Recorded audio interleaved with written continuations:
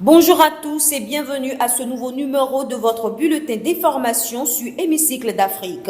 Au Rwanda, le Parlement a reçu une nouvelle proposition de loi organique initiée par un groupe de législateurs et dirigée par Edda Mugabagiza. Le dit projet vise à renforcer le contrôle de l'action gouvernementale afin de la rendre plus transparente. L'Assemblée nationale a quant à elle évoqué la pertinence de ce projet de loi organique qui détermine les modalités d'information et de contrôle de l'action gouvernementale. Passons à présent au Bénin où l'Assemblée nationale a adopté dans la nuit du mercredi 20 au jeudi 21 octobre 2021 la loi sur la législation de l'avortement. C'est une adoption qui intervient alors que le débat sur la question demeure encore houleux au sein de la population nationale. Selon les dispositions de cette loi numéro 2021-12 relative à la modification de la loi numéro 2003-04 du 3 mars 2003 relative à la santé sexuelle et à la reproduction, l'avortement ne peut être effectué que dans les différentes conditions prévues à l'article 17 de cette loi. À travers cette loi, le gouvernement entend mettre fin aux avortements clandestins qui fait des victimes dans le pays.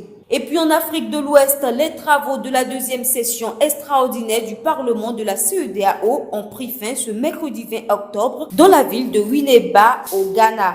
Démarré depuis le lundi 18 octobre sous la présidence de Mohamed Sidi Tunis, président de la dite institution, les députés communautaires ont eu à examiner le projet du budget 2022 de l'institution, arrêté en recettes et en dépenses à quelques 20 401 258 unités de compte. Le budget du Parlement au titre de l'année 2022 qui vient d'être adopté se fixe pour objectif de produire des effets durables dans la région. Il privilégie aussi les activités présentant un grand intérêt pour les citoyens de la communauté.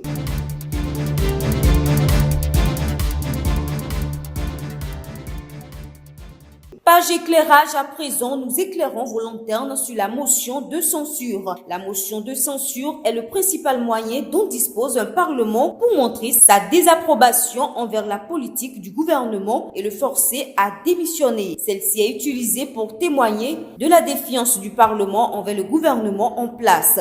Dans certains pays, la motion de censure est réservée à la Chambre basse, à savoir l'Assemblée nationale. Par contre, dans d'autres pays, celle-ci peut être initiée par les deux chambres représentant le Parlement, dont l'Assemblée nationale et le Sénat. Notons qu'une motion de censure ne peut être adoptée qu'à la majorité des membres composant l'Assemblée nationale. Dans ce cas, seuls les votes favorables à la motion sont recensés. Les parlementaires absents, comme ceux qui désirent s'abstenir, sont réputés soutenir le gouvernement et donc défavorables à la motion de censure. Voilà, c'est tout pour le bulletin d'information de ce jour. Merci de préférer Hémicycle d'Afrique pour vous informer. N'oubliez surtout pas de vous abonner à notre site internet www.hémicycledafrique.com et à nos différentes plateformes sociales YouTube, Twitter et Facebook. À bientôt.